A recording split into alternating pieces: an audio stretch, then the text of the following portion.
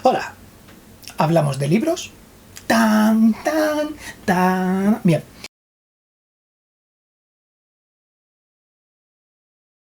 Señoras y señores, voy a hablar un libro que me ha ocupado el último mes, que me ha estado... ahí, metiéndome esa... que no he podido... Otras cosas, este libro. No hay palabras, no hay patos. Es decir, sí hay patos. Le voy a poner 262 patos en mi escala de patos, que como hago siempre en todas las reseñas que hago de vídeos, me preguntáis, ¿qué escala tienen los patos? No tienen ninguna escala. Yo digo números que me dicen cosas y eso es lo que representa la medida, porque yo no creo en poner los libros en escalas. Le he puesto 4 estrellas. ¿Qué son las estrellas? Son bolas de gas ardiendo ahí en el aire. En fin, hablemos de Too Late the Lightning. Primera parte, argumento. Año 2500 y pico.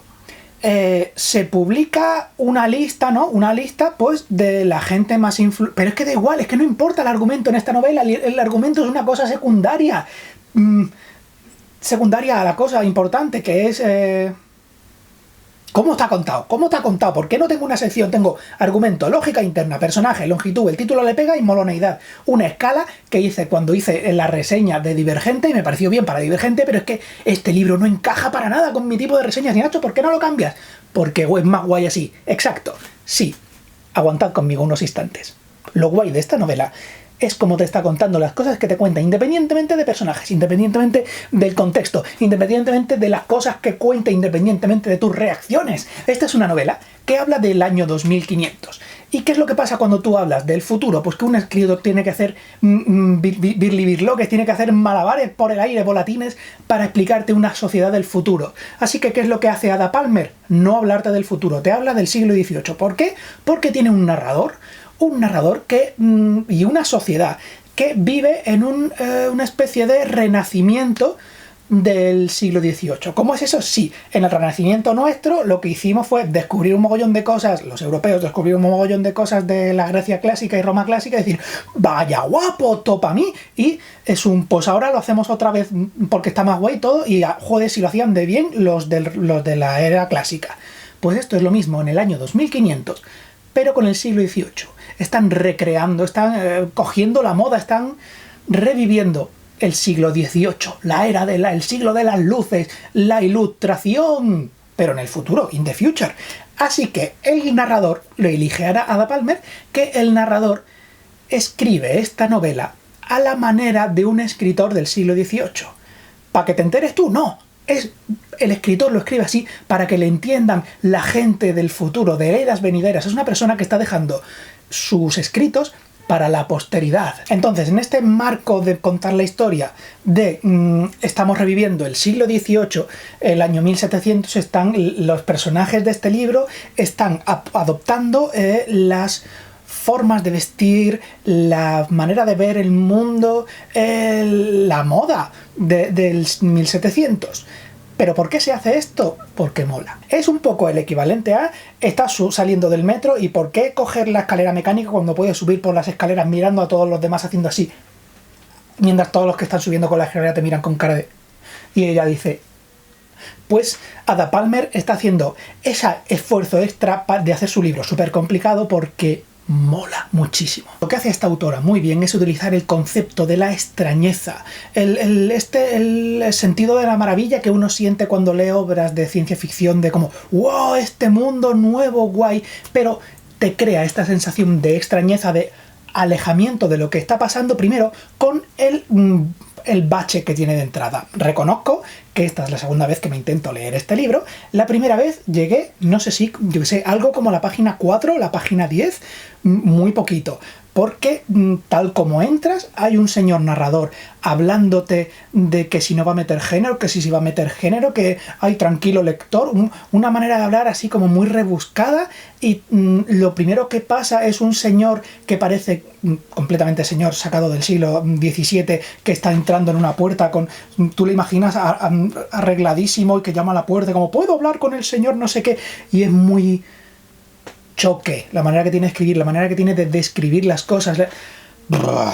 Así que lo metí en el armario, lo metí en el congelador, como hace Joey con los libros que le dan miedo, y la he dejado abandonada como 2 o 3 años. Según vas avanzando en la novela, según pasas ese primer bache informacional en el que te están soltando un mogollón de palabras que no conoces, que te están metiendo completamente in media res, en mitad de la vaca, en un contexto en el que no tienes tú ni idea. Imagínate una novela de 1800 o de 1700, si la lees ahora, van a hacer un mogollón de referencias a los políticos de la época, a la esfera de influencia de la época, todas las referencias pop, libros que la gente en esa época se leía. Pues esto es lo mismo, pero dentro de 500 años. Este narrador que mete es consciente de que la persona que está leyendo el texto, que no somos nosotros, sino es un lector al que le dedica un mogollón de frases. O sea, cada 3 o 4 páginas hay un lector, me entenderás cuando diga qué tal. A ese lector hipotético le está explicando algunas de las referencias culturales de la época, como está hablando para la posteridad, pues hace referencia como eres una persona clásica, como es una persona lista y culta como yo, como tú ahí, Zaka, pues habrás leído a Diderot, ¿no? Bueno, pues cuando Diderot dice no sé qué, y claro, ahí como, sí, he leído a Diderot.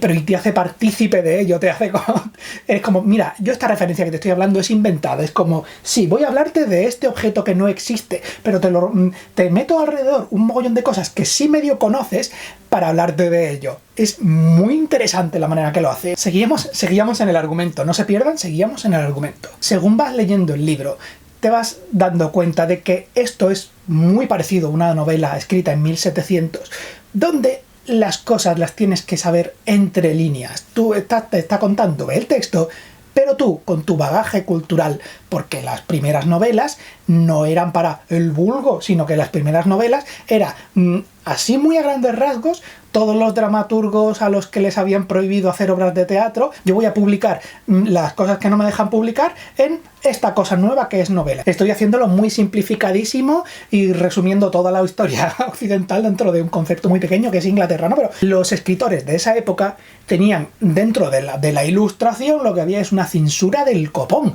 Tú no podías hablar de la iglesia, tú podías hablar de cualquier noble, lo que pasa que enfréntate a las consecuencias de decir cosas en público de gente que tiene literalmente soldados con los que te puede matar. Así que lo que hacían es dejar las cosas con sutiles retazos del que lo sepa lo va a entender, ¿no? Pero yo no me meto, yo no me mojo para que no me denuncien. Según va avanzando esta novela, te vas dando cuenta de que el narrador es bastante poco fiable y las cosas que te está contando cosas por contraste, en plan de, ¿has visto la de luces que hay aquí? Para poder enseñarte la sombra que hay aquí. Es un mundo en el que más o menos se intuye, aunque no se termina de saber, se intuye que es esta post-scarcity, ¿cómo se llama esto? Que ya han superado, que no hay necesidades energéticas, no hay guerras por gasolina, como que lo tienen todo cubierto, la luz la tienen ya apagada y ahora lo que están haciendo es reformar al hombre. Ha habido pues unas guerras de religión que no te mencionan nunca, ha habido una especie de reforma de la humanidad y ahora por ejemplo ya no hay géneros, ya no hay religiones, ya no hay tal, y es como, vale, es muy utópico todo, qué guay, cómo mola, pero claro, después, como siempre pasa con las utopías, siempre hay una mosca cojonera, en el sentido aristotélico de persona que da por saco, de decir como, sí, pero te has fijado en esto, sí, pero te has fijado en esto, sí, pero te has fijado en esto. Pues esto lo hace el narrador de esta maravillosa novela de muchísimas maneras. La historia, hablamos de metanarrativa, no se sabe muy bien cuál es el conflicto. ¿Qué? Sí, normalmente cuando se dice eso de una novela, eso es malo. Pero es que esto es una maravilla, porque ni siquiera sabes todavía quién es el protagonista. Es como que más o menos te queda claro, pero puede que no sea el protagonista quien tú piensas, porque va cambiando. El conflicto que inicia la acción se podría entender que es un MacGuffin, que es una de estas cosas de sí, tenemos que encontrar la joya roja de la invisibilidad. Y es como, ¿dónde está la joya roja del...? No, es que es invisible. Pues es una cosa más o menos así, que vaya, que yo voy por el segundo libro y ahora me estoy enterando de dónde van los tiros. ¿Cómo consigue hacer esto la autora y a la vez el narrador y a la vez nosotros que somos muy listos y entramos dentro del juego? Porque esta es una novela de ciencia ficción hard. Esta es una novela de ciencia ficción dura, solo que no es la típica novela de ciencia ficción de cosas de ciencias. No, esta es una novela de ciencia ficción dura de humanidades. ¡buah! ¿Os acordáis cuando flipé muchísimo con Arrival, La Llegada? Pues por eso estoy flipando tanto con esta novela, porque para entender esta novela, yo, como lector, he tenido que estudiar historia de Europa, historia clásica, historia de Grecia y de Roma, filosofía, literatura sincrónica y diacrónica, sociolingüística, fonética, traducción de libros de varias lenguas, hablar varias... O sea, este libro para gente muy lista, esto es un libro que define lo que es ser filólogo, que la gente que no sabe lo que viene siendo la filología dice que es por leer libros y enseñar lengua, y no. La filología en sí consiste en eso. Me dan un texto así al azar, te lo ponen en la cara, tú lo estudias y dices, sí, esto fue escrito en el siglo XII y en el siglo XII pasaban todo este tipo de cosas históricas. Requiere un conocimiento del copón. Y eso está tocado aquí en esta novela. Lo he disfrutado tanto. A todos mis amigos no los he hecho otra cosa más que hablar de esta novela. Está todo el mundo hasta las narices de oír de Too Light the Lightning. Bien, a ver, y aquí me acabo de marcar yo el pegote de todas las cosas que yo he estudiado para entender este libro. Aún así hay un mogollón de cosas que se me van a pasar por aquí completamente. ¿Qué es lo bueno que tiene esta novela? Es que no te hace sentir tonto. Te hace sentir la extrañeza, que es distinto. Te hace sentir la otredad, el decir que aquí te estoy haciendo una referencia que deberías saber. Pero como no la sabes y no eres capaz de saberlo porque están hablando del año 2500, pues lo que hace es hacerte de una manera muy interesante, hacerte partícipe de ese desconocimiento que tienes. A la vez te hace un mogollón de referencias que si tú las pillas, chachi, y si no, forma parte de ese embellecimiento que le hace a la sensación esta de extrañeza. Que si eres filólogo, o si eres de letras, o si eres de humanidades, todas estas cosas te van a decir como ¡hola! ¡Mira! ¡Hola! ¡Wow! Estas cosas que normalmente no le podemos decir a nadie porque la gente no es de nuestro campo, pues es un libro que en el que te sientes tú ahí la patatita, ¿no? Hay schwas, meten schwas dentro del libro. El que sepa lo que es una schwa, es como que en un libro escrito meten schwas, sí, meten schwas. La gente que no sepa lo que es una schwa dirá, anda, mira, lo que sale en los diccionarios. Y es como un toque gracioso, pero la gente que lo reconoce, dicho lo cual, argumento en el que no he hablado nada del argumento para que os leáis el libro, 777 patos.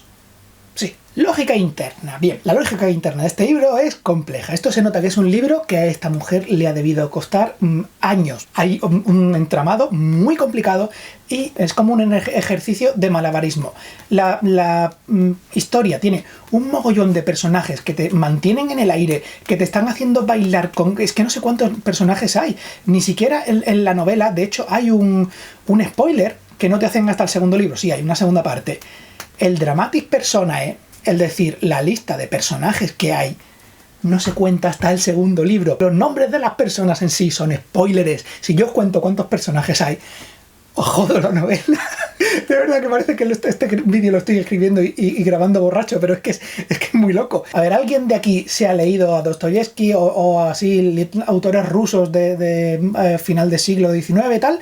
Yo no, a ver, me estoy marcando el pegote, pero yo sé, me han hablado de eso. Uno de los problemas que tiene la gente es que todos los personajes los pueden llamar de 20 maneras distintas, porque tienes el patronímico, tienes el patronímico cariñoso, tienes el mote, tienes el diminutivo que solo se usa dentro de tu familia, tiene tal, y a cada personaje en esta novela le están llamando desde 1000 maneras distintas dependiendo de quién habla. Hay como 6 o 7 facciones distintas y cada facción habla de sus líderes de una manera, pero habla a los líderes de otros de otra manera. Los personajes secundarios se refieren a uno de una manera. Es un lío del carajo, pero es que está hecho a propósito para que esta novela también tiene una parte de misterio, porque claro, no lo vamos a hacer fácil, ¿no? Del siglo XVII con miembros de la élite, que son los que están cortando la pana en ese mundo, y claro, entre ellos pues se conocen con sus nombres cariñosos. A los que conocen de media cercanía pues les tratan de una manera y tal, y tú tienes un narrador que está siempre ahí en el borde y que te está hablando de todos ellos. Él conoce los nombres de todos ellos, pero elige contártelo de la manera a veces omnisciente, a veces no omniscientemente, a veces lo ponen, no, es que en este momento no te interesa saber el nombre de esta persona, está ahí controlando la información, como hacían los autores de las novelas del siglo XVII. Eran unos bastante pedantes, tenían su toque de perdóname lector, que te explico y te hacen aquí un mansplaining de una cosa filosófica que como, pero esto no es una novela, no, es que ahora he decidido meter una parte de ensayo, porque en esa época todavía el formato no estaba bien cuajado, así que te podían poner los diálogos como si fuese una obra de teatro, o de repente, no, es que se me ha ocurrido ahora que te lo voy a narrar de aquella manera y te lo narra de otra manera, porque como, si el libro es mío, lector, haz tú el esfuerzo, pues ese narrador tiene ese deje, lo que pasa es que está escrito por una persona muy inteligente que no te va a tratar de tonto. Así que vuelvo a decir que la lógica interna de este libro es de cemento, o sea, todo encaja,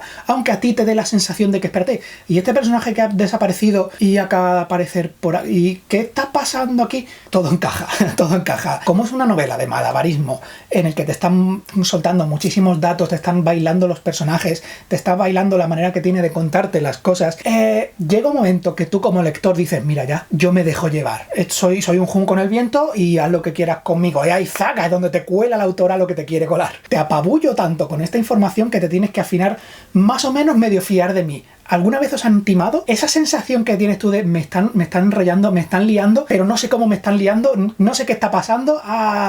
Sí, espero que no os hayan timado nunca, es una sensación desagradabilísima.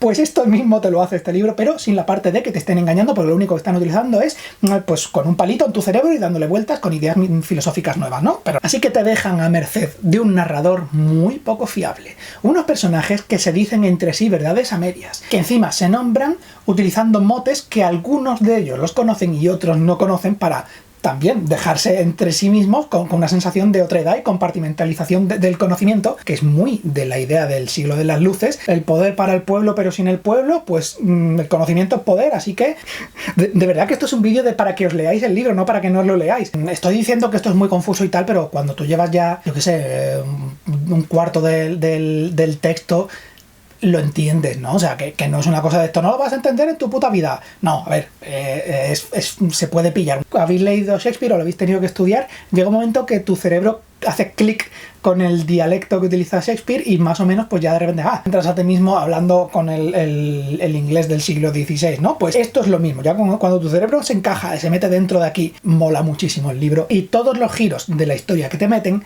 o bien te sorprenden como a mí, que yo he llegado a hacer como si fuese, yo qué sé, un señor de la era victoriana, en plan de ¡oh, sapristi! Hay otros giros que ya me venía a venir desde lejísimos, pero es que la misma voz narratorial te la está diciendo como ¡ay, lo que te viene por aquí! ¡Ay, lo que te viene por aquí! Tú ya estás esperando a ese momento de boom, de giro, que cuando te vienes como ¡ah, satisfactorio!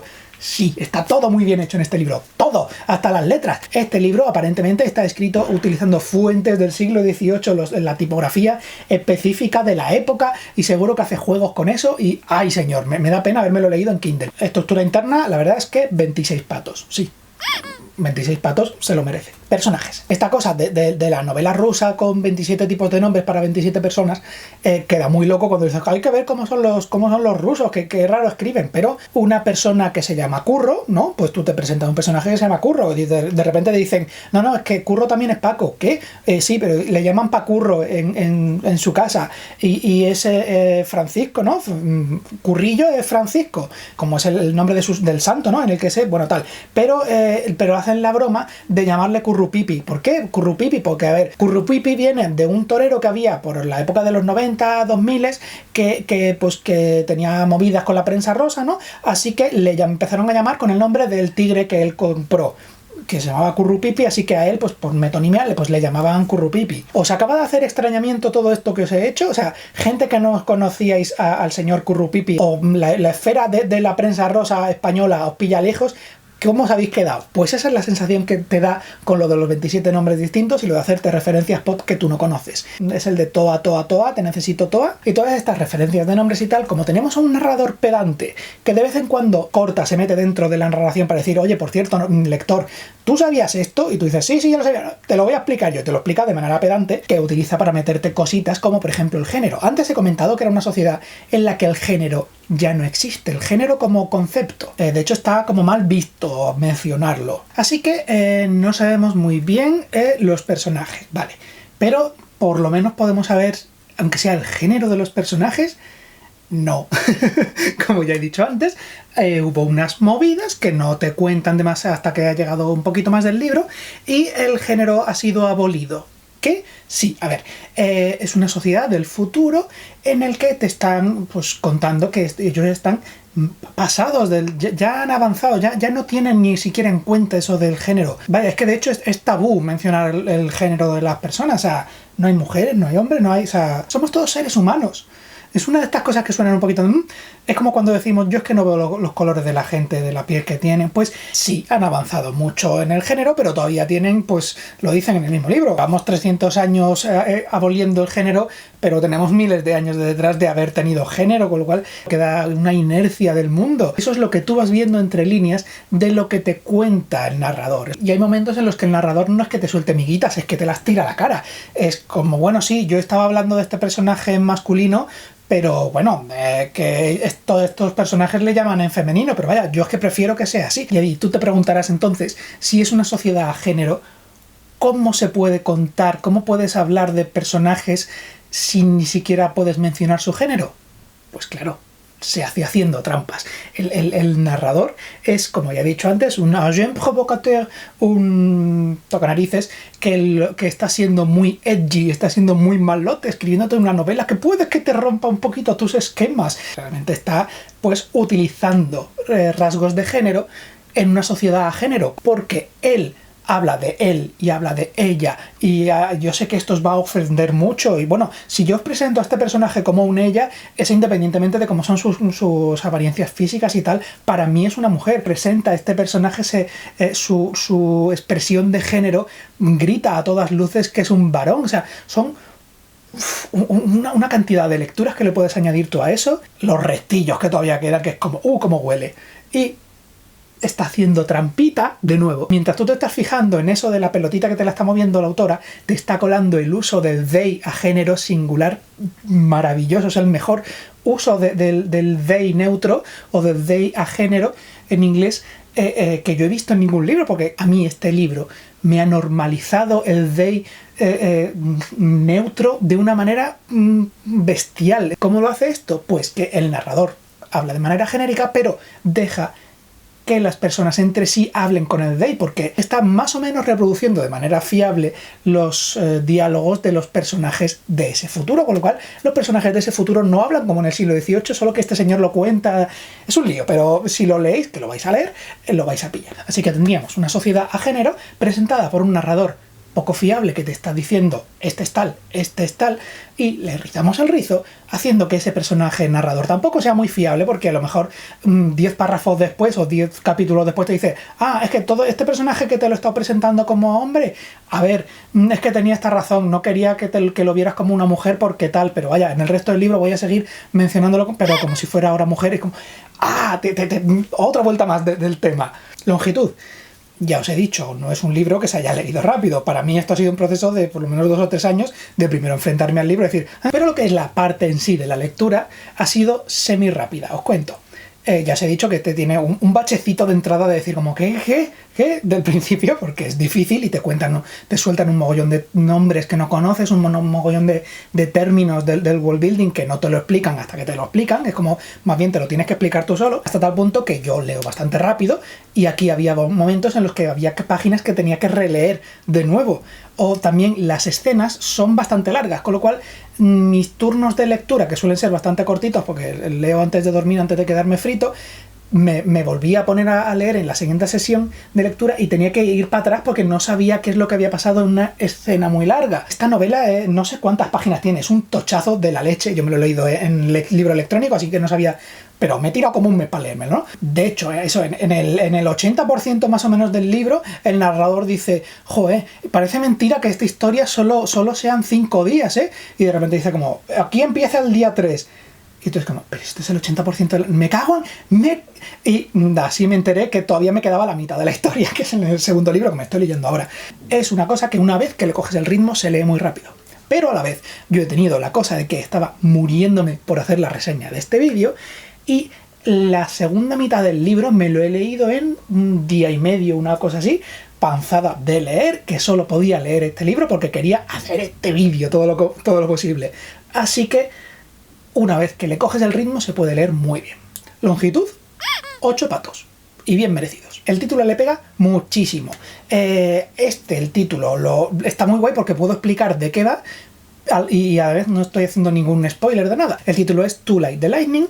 En la saga, la serie de libros es Terra Incógnita, creo que sí, si no lo dejo por aquí escrito, que es básicamente un equivalente al aquí hay dragones, que es lo que se ponía en los mapas, en plan de aquí para allá, no sé, no hemos ido. El título en sí de esta parte de la historia se llama Too Late the Lightning y es una parte de Romeo y Julieta, es una frase que se le quedó marcada a Ada Palmer porque habla de esto es como un rayo que es súper bonito, súper chachi, pero antes de que tú puedas decir oh mira, un rayo, ese rayo ya ha acabado, con lo cual es esa idea de una cosa increíblemente bella pero fugaz, que está hablando de una época de Enlightenment, la era de las luces, el rayo que y se acaba muy rapidito, pero también se puede referir a la inocencia que se pierde muy rápido, pero también se puede referir a un mogollón de cosas y tiene muchísimas lecturas, como de nuevo todo en este libro.